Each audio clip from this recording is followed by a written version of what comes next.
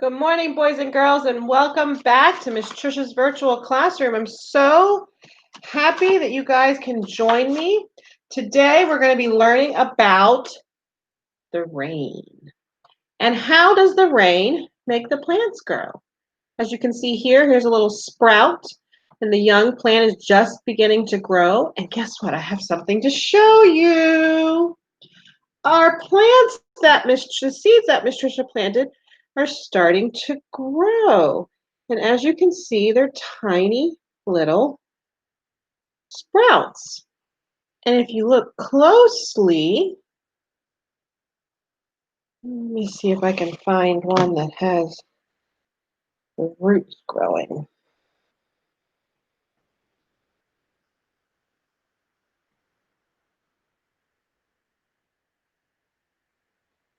Sorry about that. Be very gentle. You can see below the dirt is the root. And we learned that the dirt gives the plants nutrients. And I don't know if you can see there too. There's some roots down there growing underneath. Here's some roots too. You see that? There's the roots right there. And the dirt gives the plants nutrients. And the sun gives the plants the energy.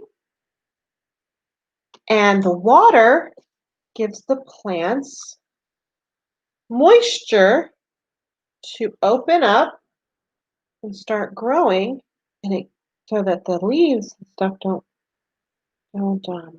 dry out. Here's another root. That one is really intense, isn't it? And this came out of the bean. You can see the bean there. And you can see where it popped out of the bean. And those are all its roots. Here's another one. Not as big, but you can still see it. Pretty cool, right? And so all Miss Trisha did to start this experiment to see the roots was I took a wet paper towel and I put my beans inside the wet paper towel, and then I folded them, and then I put them in a plastic bag like this.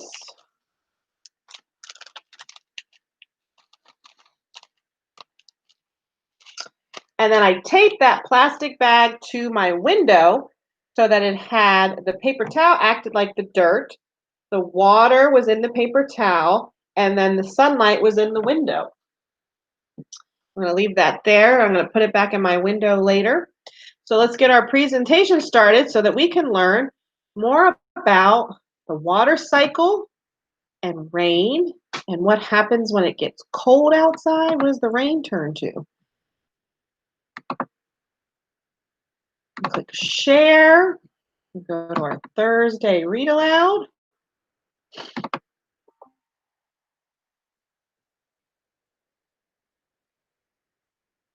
Let me hide this and click present, and it's time to read a book. Come with me. It's time to read a book. Come and see. It's time to read a book. It's time to read a book. It's time to read a book. Come with Miss Trisha.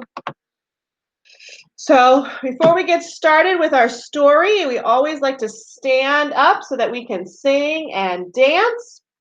We do that to help get our heart pumping, and it's important to get our heart pumping because then it pumps the blood to our brain. It helps us focus and pay attention. It helps us get our wiggles out so we can sit still. So let's get started with our song, and it's the water cycle song. We got 5, 4, 3, 2, 1.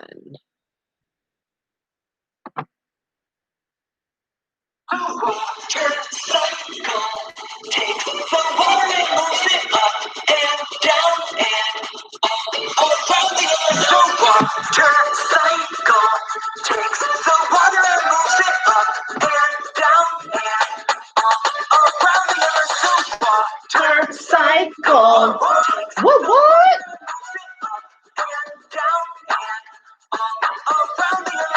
Water cycle.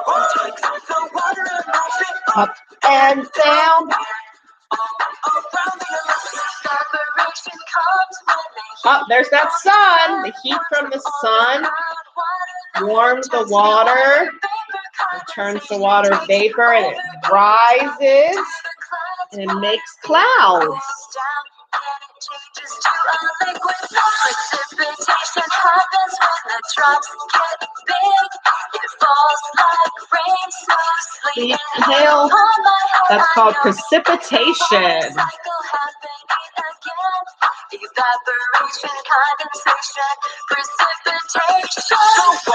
Water cycle makes the earth and makes it up and down. All around it, the water cycle. Woo-hoo! Up and down.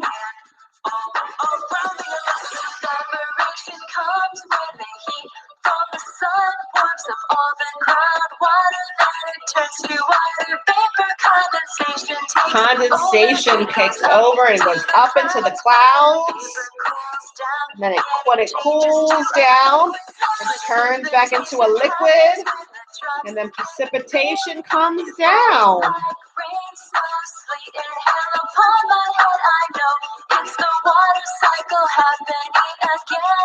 Evaporation, condensation, precipitation. Woo-hoo!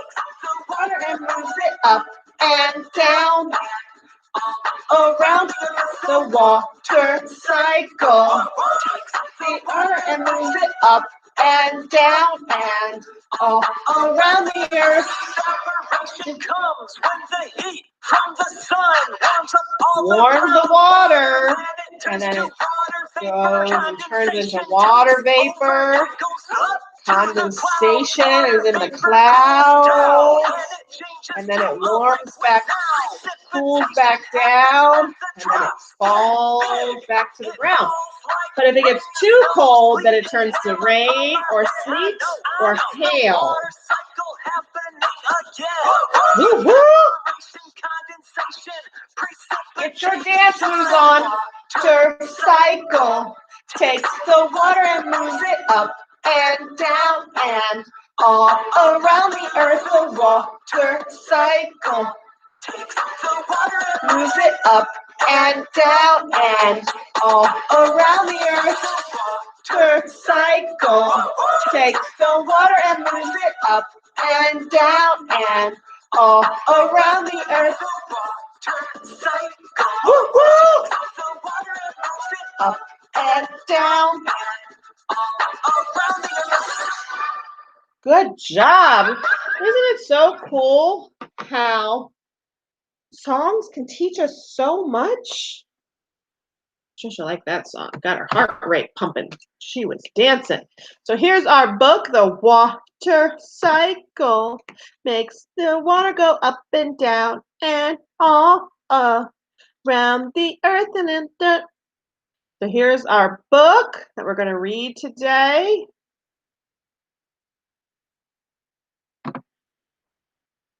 It's called The Water Cycle, and the author is Tori Maloof. And we're going to learn about the different states of water, the water cycle, and the way we use water, and also how we can save water. And we also going to learn how it's important to water our plants. Let's turn the page. Water world. Clouds gather. The sky grows dark. The wind whistles. Small drops of rain began to fall. Then large, loud storms begin. Soon water is everywhere. When there's a storm, it's easy to find water. But if you look closely, even on a sunny day, there is water all around. And it says here, most of the water on Earth is really old. It's been around for 1 billion years. So the same water that's here on Earth now was still around back when there was dinosaurs, it seems like. Water flows through streams, it runs down rivers, it fills our ocean. Waves of water crash on our beach. Water is in plants. Water is in animals. Water is even in you. It is everywhere and it is on the move. Where is all the water? Most of the water on Earth is in oceans. This water is salt water. And there's water from a stream. And even our bodies are made up of mostly water. Liquid, solid, and gas. Water moves and changes. It can be a liquid. This means it flows freely. The water you drink is liquid. But if air gets cold, water can freeze. It turns into a solid. Ice is a solid. When liquid water gets hot, it changes again and it turns into a gas. Then it's called water vapor. So I don't know if you've ever been driving down the street after it rained and the ground was really, really hot on a summer day, but it rained, so then the ground got wet. And as you're driving along, you can see steam coming from the ground. That's because the ground was so hot that it warmed up the rainwater, and the rainwater turned into a vapor, and it started to rise, a steam coming off. Or if you've ever boiled water in a pot, like that tea kettle right there, and all the steam started coming from the water, that's called water vapor. And that's part of the cycle. Some things happen over and over. We've been learning about the life cycle of butterflies and frogs that occur in the same order. We've also been learning about patterns. That is called a cycle. A pattern is also a cycle. Water moves in a cycle. There are 3 parts of the water cycle: evaporation, condensation, and precipitation. The cycle starts when the sun warms the water. The water evaporates. It turns into a vapor. Next, the vapor rises into the air. There, it cools and makes clouds. Did you know that the clouds are made of water? That's called condensation. As clouds get colder, tiny drops of water form, and soon the drops falls from the clouds. Sometimes they fall as rain, other times they fall as hail. If it's cold enough, they fall as snow. These are all called types of precipitation. Did you know that each snowflake is unique? The water falls to earth and it collects in lakes and rivers. It flows to the ocean. When the water warms up, the cycle starts again. Wonderful water. All living things need water. Plants need water to grow. They get water through their roots. Water can pass through their leaves and it turns to vapor. Wait. Thin tubes carry the water up through their stem. Water then passes through their leaves and it turns to vapor. Animals need water too. They drink water to live. Cats and dogs. When a dog pants, water leaves its body as a vapor. Water can leave a cat's body through its nose. So we learned just now that water falls on the dirt and then it gets soaked up into the roots, and then the roots carry it up into the stem. You can see that in the picture there. And then it leaves the leaves through water vapor. Water passes through the leaves and turns into vapor. Humans also need water to live. When you drink water, it moves through your body and it keeps you healthy. Some of the water leaves your body. This happens when you sweat and when you go to the bathroom. The boy is drinking water to replace the water that he lost on a hot day. And after recess, after we've been running around all outside, what's the first thing you ask Miss Trisha? Can I have some water? See for yourself. Breathe on a mirror. The mirror will fog up. The fog is the water vapor leaving your body. We use water in many ways. It's not just for drinking. We can use water to clean things, including ourselves. We use water to grow food to eat. We use water to cook. We use water to make power. We can use that power to light our home. Here's the water plant watering the plants. Here's the water with the potatoes, and the dams hold back water. They run some of the water through the pipes to run machines to make electricity. Did you know that water could make electricity? We need water to live. It is important that we do not waste it. There are many ways that you can save water. A faucet that drips once per second wastes 27,000 gallons of water each year. That's a lot of water to waste.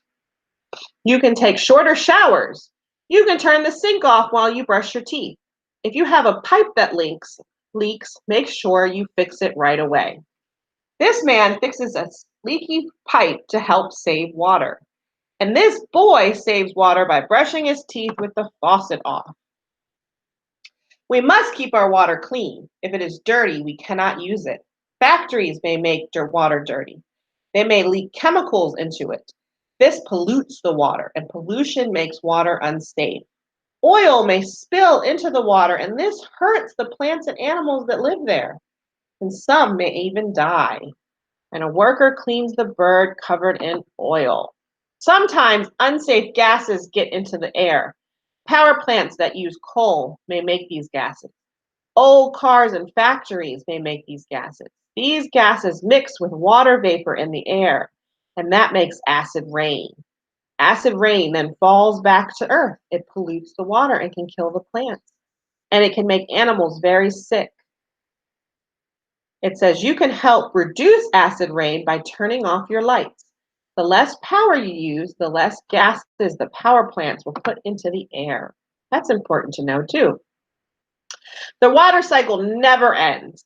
It keeps going and going. This is a good thing since we need water to live. It is important to know how the water cycle works. This helps us know why we need to keep our water safe and clean. So here's an experiment that I want to recommend, and hopefully you guys will do it. And if you do, make sure you send a picture to Miss Trisha. But what you need is 2 mason jars or 2 clear glass jars, a marker, masking tape, and water. So you should have all those things at home. You can use 2 glasses, just don't have a lid.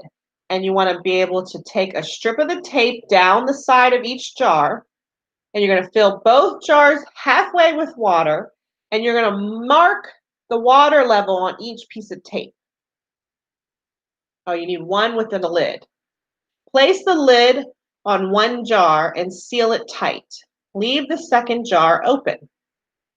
It says, let the jar sit in a sunny spot for 2 weeks. Then look at the water level of each jar.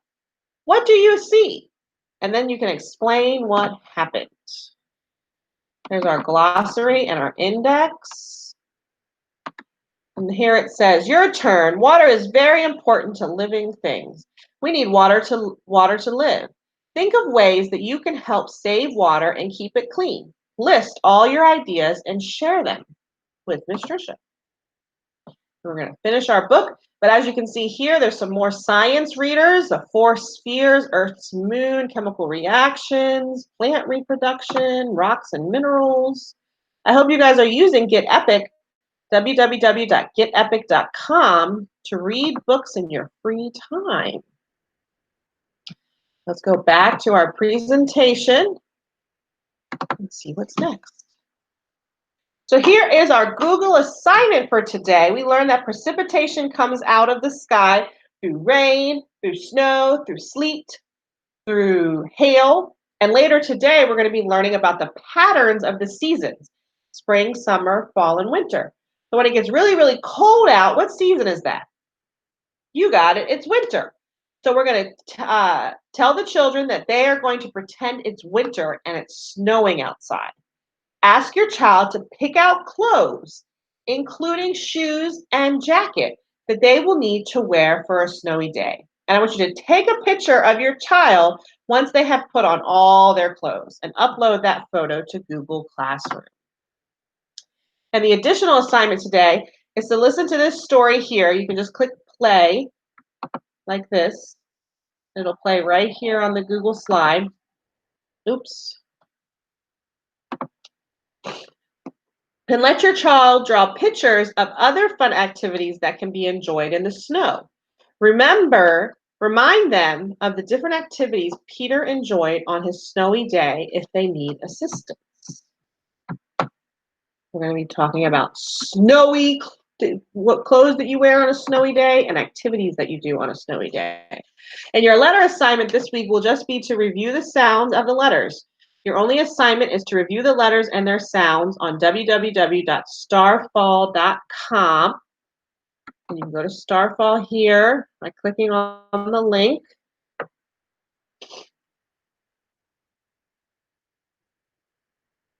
And then you go to kindergarten. And then you can go to ABCs. And you can click on the letters that you want to review.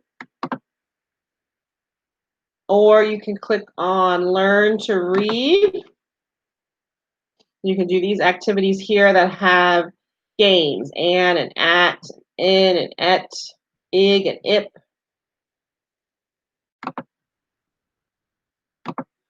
And then here's your reminder of how to connect to Google Classroom. You're going to download the Gmail app and log in using your child's PGCPS email.